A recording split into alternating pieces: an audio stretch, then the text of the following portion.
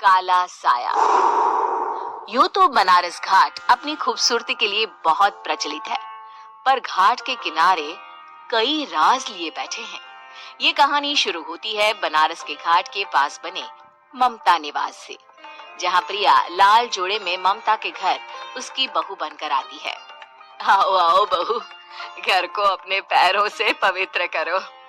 ममता घर की दहलीज पार कर ही रही होती है कि अचानक एक बहुत गंदी सी बास पूरे घर में फैल जाती है।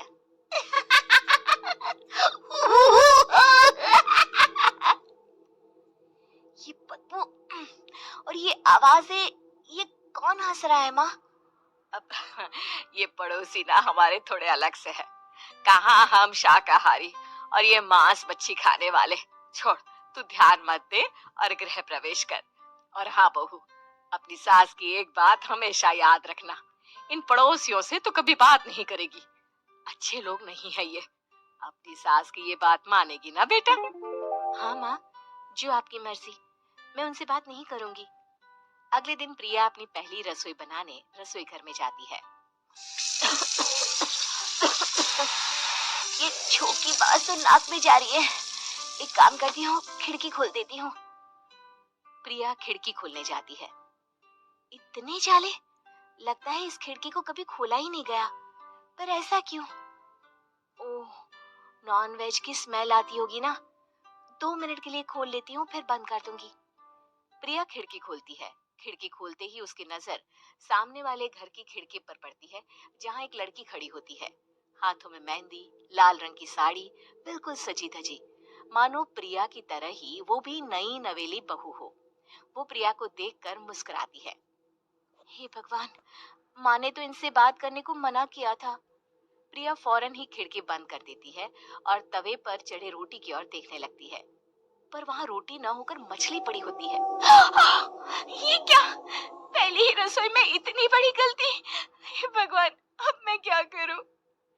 प्रिया बहुत डर जाती है और फौरन रसोई की सफाई करने और फिर सभी के लिए खाना बनाने लग जाती है। जब वो सबको खाना परोसती है, सब तो ठीक है, मैं बेकार में चिंता कर रही थी। हे भगवान, ऐसे ही बस अपनी कृपा बनाए रखना। रात के वक्त जब सब सो रहे होते हैं, तब प्रिया को पायल की आवाज सुनाई देती है, जिससे उसकी आंख खुल जाती है। ये पायल की आवाज कहाँ से आ रही है?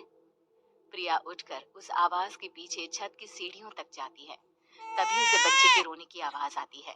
प्रिया छत पर जाती है तो क्या देखती है?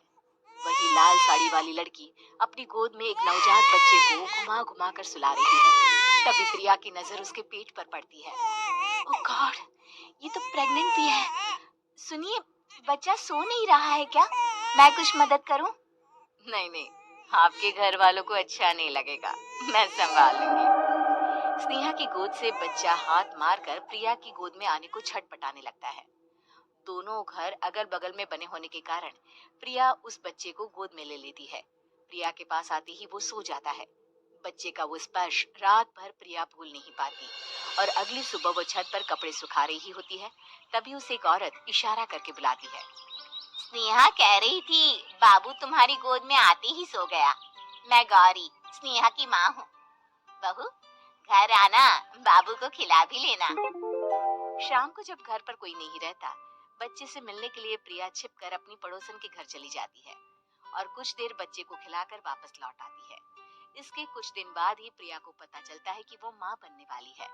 ममता की खुशी का ठिकाना नहीं रहता।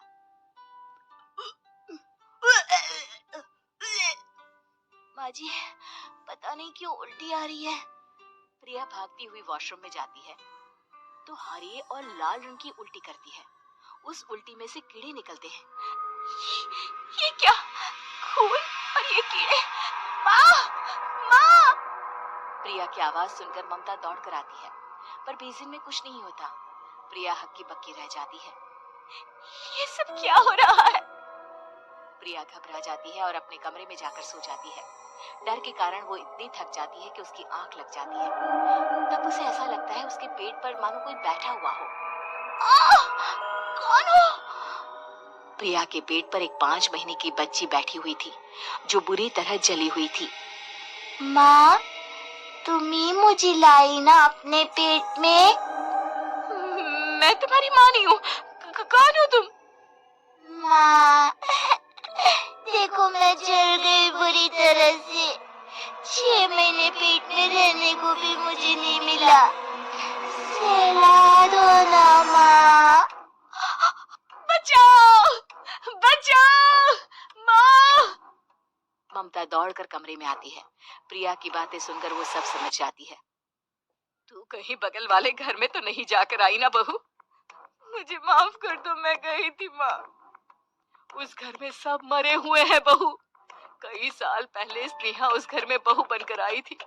कुछ ही दिन में वो एक बच्चे को जन्म देने वाली थी। पूरा घर बच्चे के आने की खुशी में खोया था कि एक दिन अचानक उस घर में आग लग गई। सब बुरी तरह जलकर मर गए। गौरी आज भी दादी बनने का इंतजार कर रही है और इसीलिए स्नेहा ने अपना अजन्मा बच्चा तुम्हारी कोख में डाल दिया।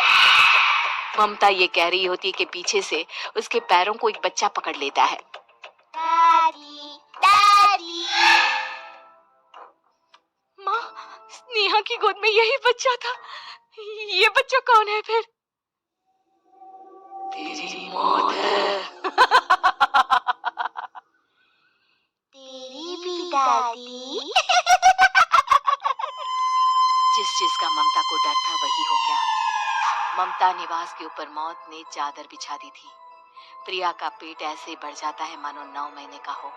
2 हाथ उसके पेट से बाहर निकलते हैं। बहू, संतोष को फोन कर, किसी पंडित जी को बुला बहू। प्रिया का पति भागता हुआ घर आता है। ये तो होना ही था माँ। तेरा बाप तेरे सामने आ गया तो तू सह नहीं पा रही है। स्नेहा घर में आग लगी नहीं थी, माँ ने लगाई थी, प्रॉपर्टी की लालच में। और वो बच्चा मेरी पहली पत्नी का बच्चा है, मेरा बेटा, जो कि उस आग की चपेट का शिकार हो गया था। मैंने तुमसे ये सब माँ के कहने पर छुपाया था। मुझे माफ कर दो प्रिया। तुम अगर चाहो तो यहाँ से जा सकती हो। मैं तुम्हें किसी भी बंधन में रखना नहीं चाहता। मेरी शादी हुई है आपसे, मैं आपको छोड़ नहीं सकती, पर उससे पहले हमें स्नेहा, उसकी माँ और बच्चे की आत्मा की शांति करवानी होगी। संतोष और ममता गौरी के घर जाते हैं। अंदर सब कुछ जला हुआ होता है। जमीन पर जली हुई लाशें बिखरी हुई थी। ममता रो रो कर अपनी करने की माफी गौरी से मांगती है। प्रिया स्नेहा के घर वालों का अंतिम संस्कार करवा देती है और ममता निवास फिर से आत्माओं के साए से मुक्त हो जाता है।